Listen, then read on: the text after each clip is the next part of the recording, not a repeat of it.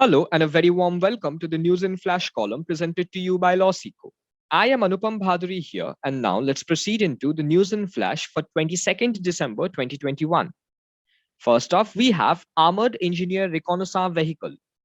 The first set of indigenously developed next generation Armored Engineer Reconnaissance Vehicle was inducted into the Corps of Engineers of Indian Army. Army Chief General Manoj Mukund Naravane flagged off and inducted the reconnaissance vehicles and other equipment in a solemn function at Bombay Engineering Group in Pune.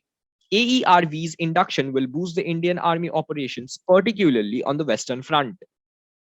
Secondly, we have NITI Aayog has signed a statement of intent with United Nations World Food Programme.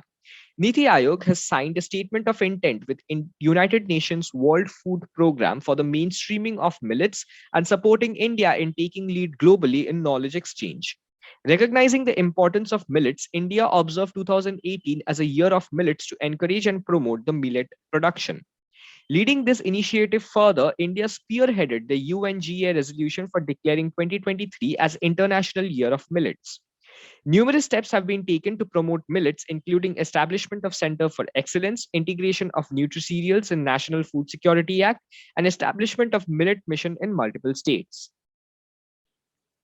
Next up, we have Pankaj Advani wins his 11th National Billiards title. Ace Qist Pankaj Advani defended his National Billiards title, his 11th in the tournament, after he defeated his PSPB teammate Dhruv Sitwala 5-2 in a best-of-9 games final in Bhopal. This is his 11th senior billiards title, and it is also his 35th title overall. Next up, we have Asian Champions Trophy. India suffered 3-5 defeat versus Japan in semi-final. Defending champions and Olympic bronze medalist India suffered a stunning 3-5 defeat against Japan in the second hockey semi-final of the Asian Champions Trophy men's hockey tournament.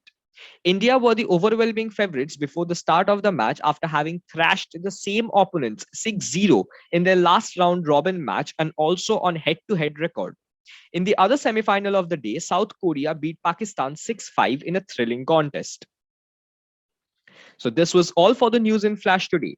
We hope you liked the session. For getting notified about further sessions, click the subscribe button followed by the bell icon. Thank you.